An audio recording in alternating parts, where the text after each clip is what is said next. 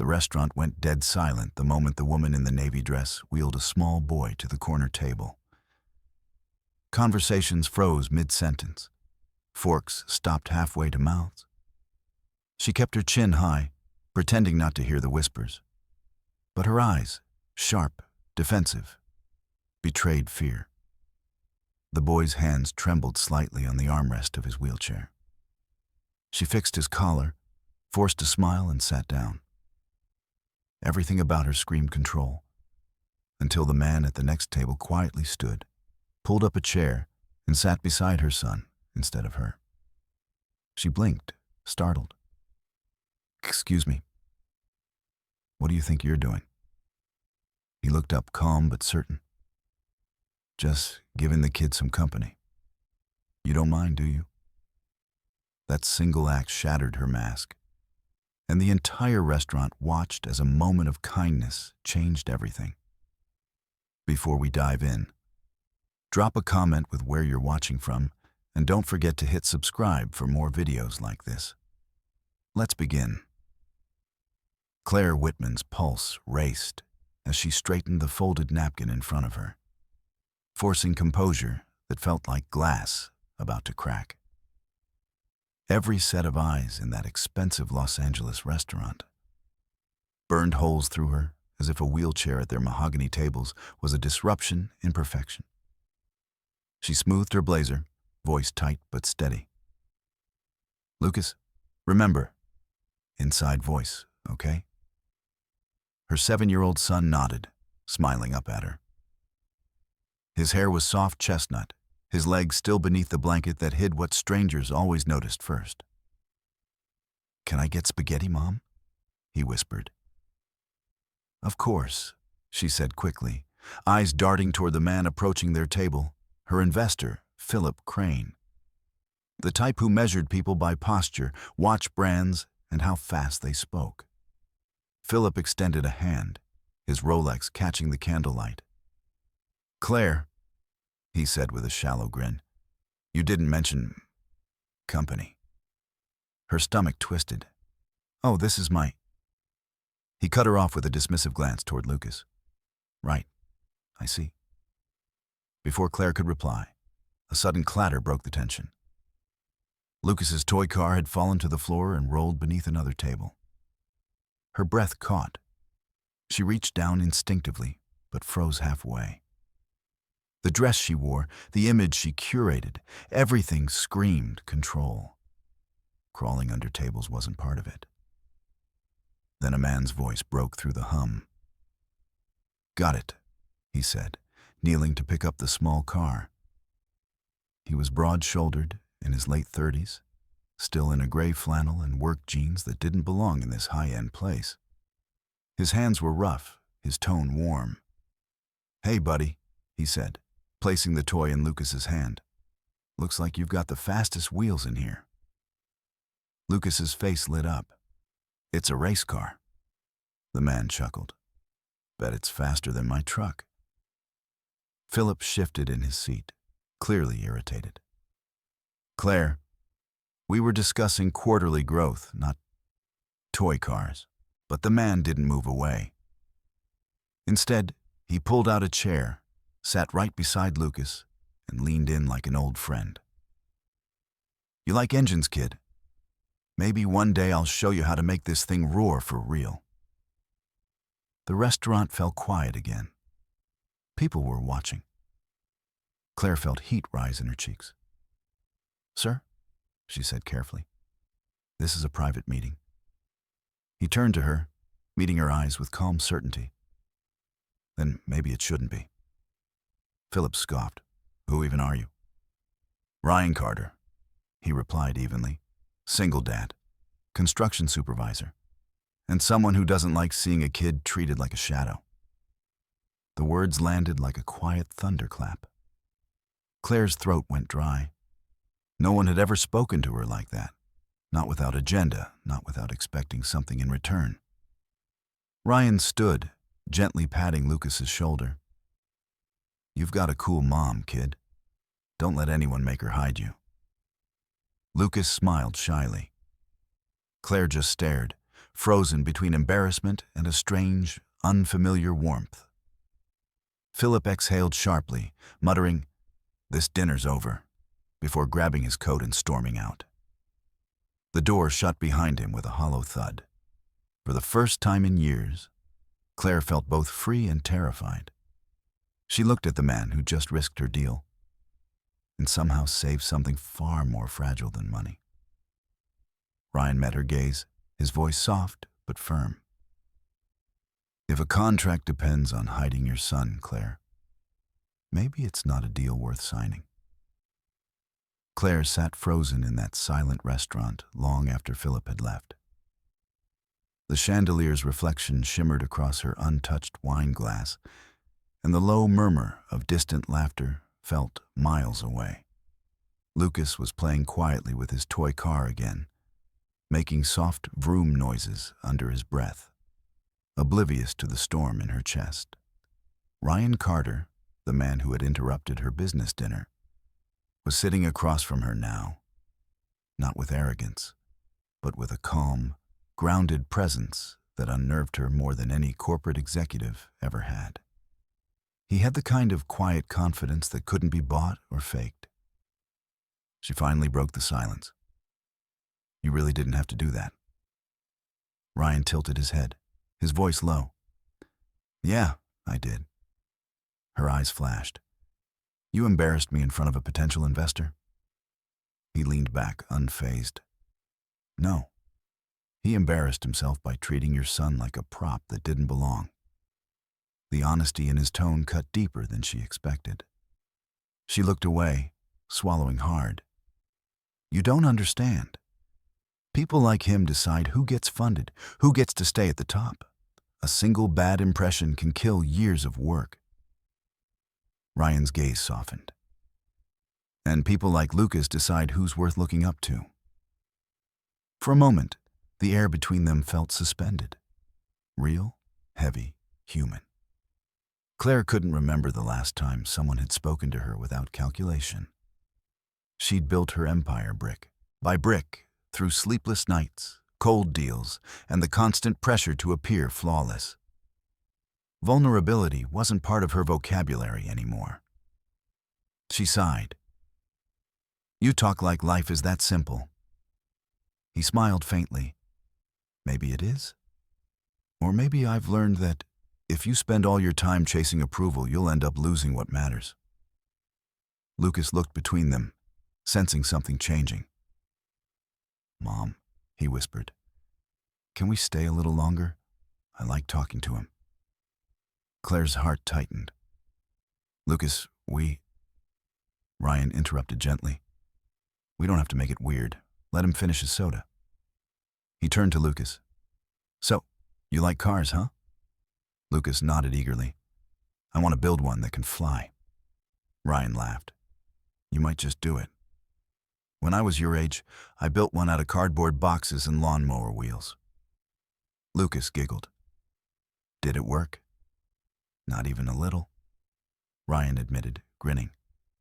"But I learned something, that failure's just the first draft of success." Claire found herself smiling despite her tension.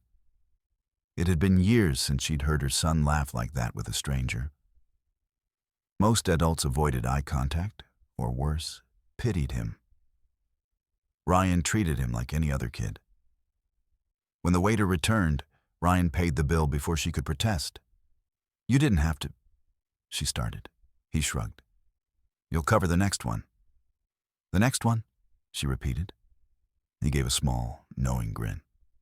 "Yeah, unless this was a one-time rescue mission." She hesitated, caught between annoyance and curiosity. No man had ever spoken to her like this, without being intimidated, without trying to impress her. It was disarming. Outside, the night air was crisp. Neon lights reflected off wet pavement as she wheeled Lucas toward her Tesla. Ryan walked beside them, hands in his jacket pockets.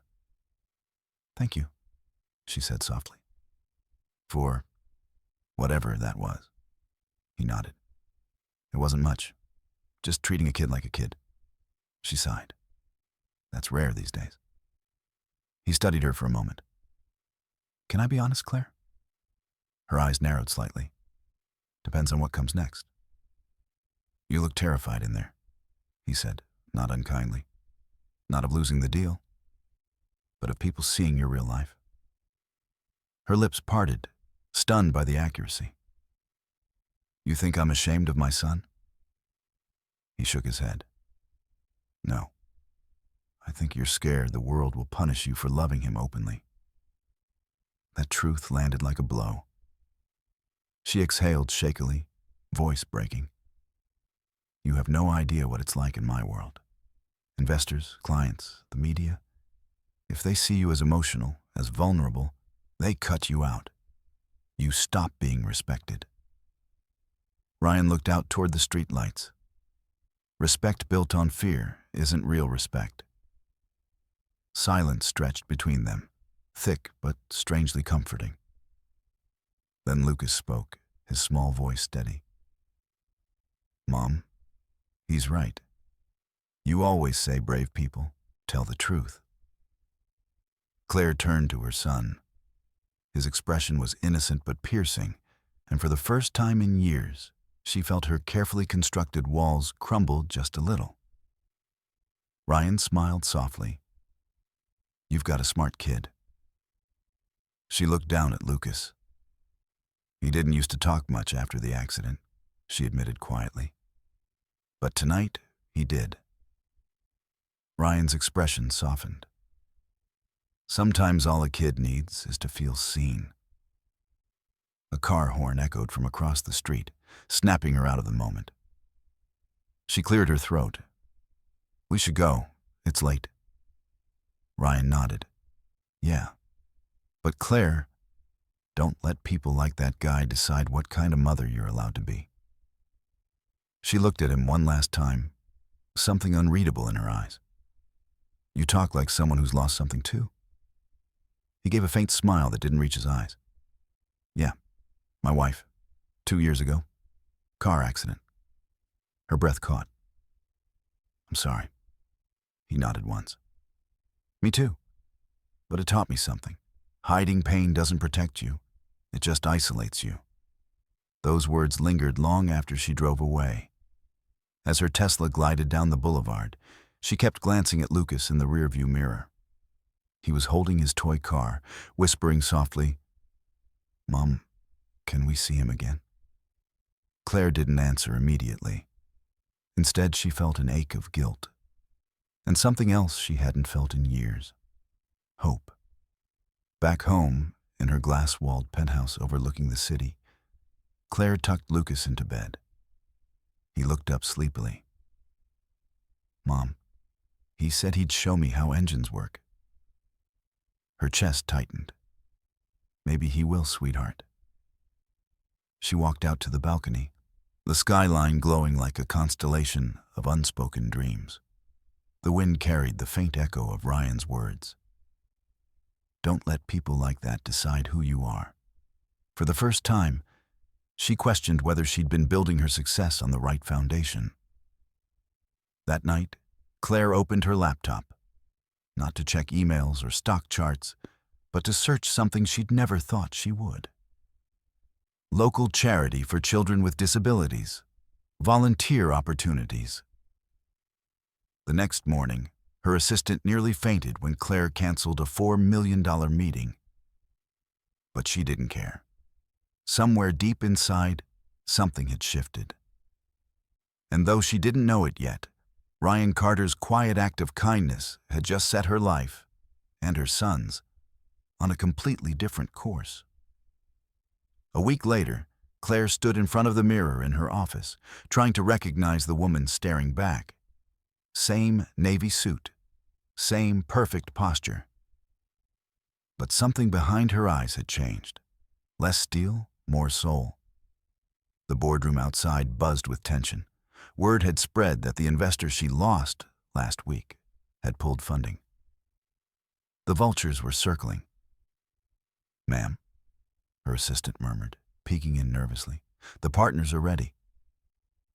Claire nodded, gripping the edge of the desk for balance before walking in. The executives, all polished, all men, fell silent. "Gentlemen," she began, setting her folder down, "I know you're concerned about Crane pulling out." One of them cleared his throat. "Concerned is putting it lightly. Without his capital, our product line delays 6 months. You should have secured his commitment, Claire."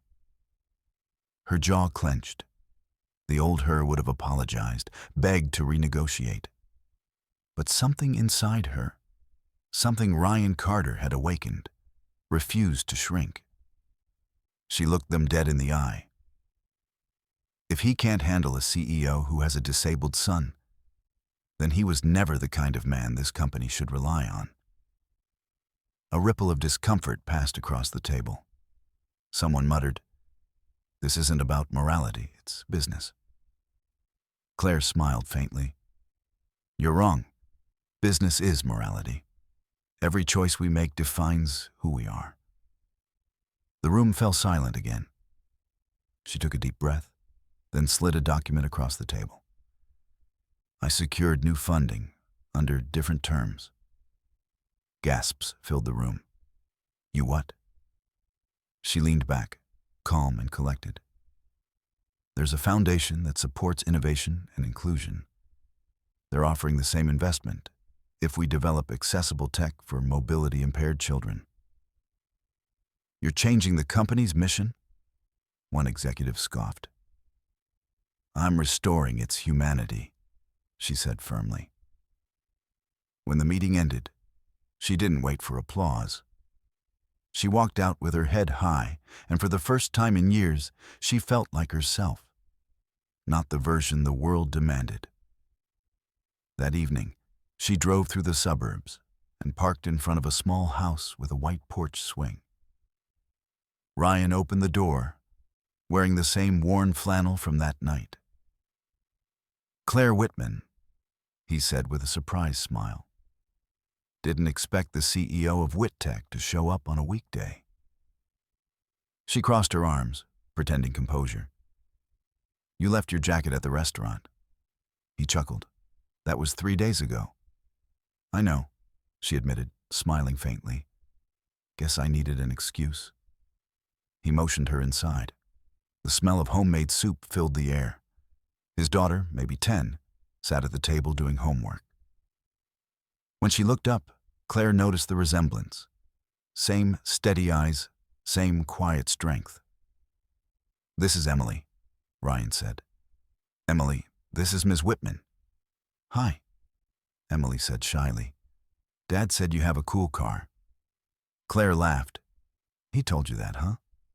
"She's obsessed with cars," Ryan added. "Guess she got that from me." Claire smiled but grew quiet, glancing at the family photos on the wall. They weren't lavish, just real. A warmth spread through her chest, the kind she hadn't felt in years. Ryan noticed. "You look different," he said softly. She raised a brow. "Different?" "Less alone." She froze for a moment, then sat down. "You were right, you know, about everything. About hiding. About letting fear make me small." He leaned forward. "What changed?" "Someone showed me kindness when I didn't deserve it," she said. Her voice cracked slightly. "And I realized that's the kind of person my son deserves to see me be." Ryan's eyes softened. "That's all he ever needed, Claire. You didn't fail him. You just forgot he didn't need a perfect mom, just a present one." Her throat tightened. "You sound like someone who's been through this." He nodded slowly. "After my wife died, I tried to be both, father and mother, protector and provider. But I was angry. I pushed everyone away. One day Emily looked at me and said, 'Dad, I miss Mom, but I miss you more.' That broke me." The raw honesty in his tone made Claire's eyes sting. "How'd you fix it?"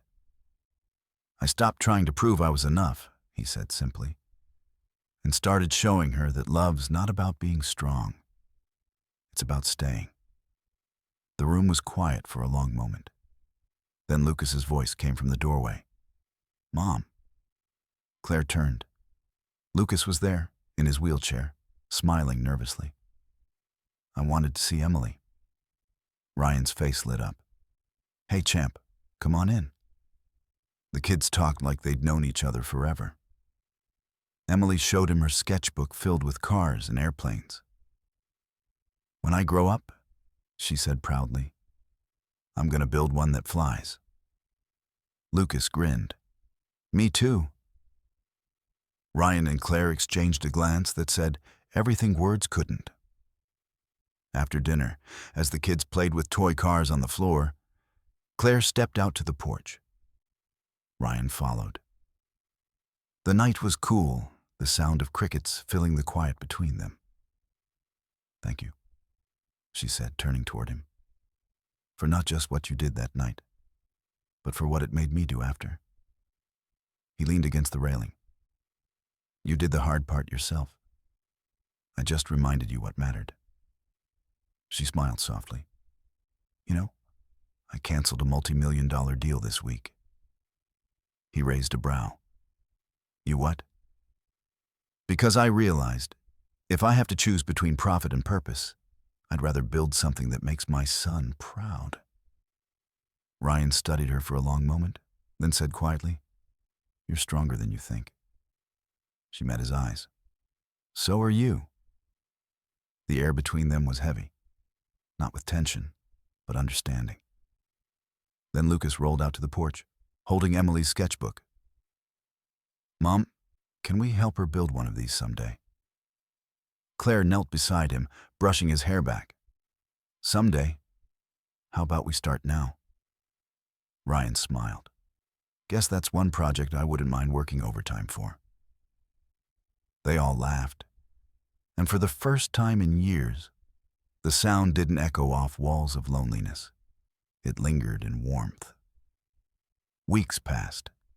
News outlets soon covered Whittech's new initiative, funding mobility innovation for children, wheelchair-friendly tech, scholarships, community outreach.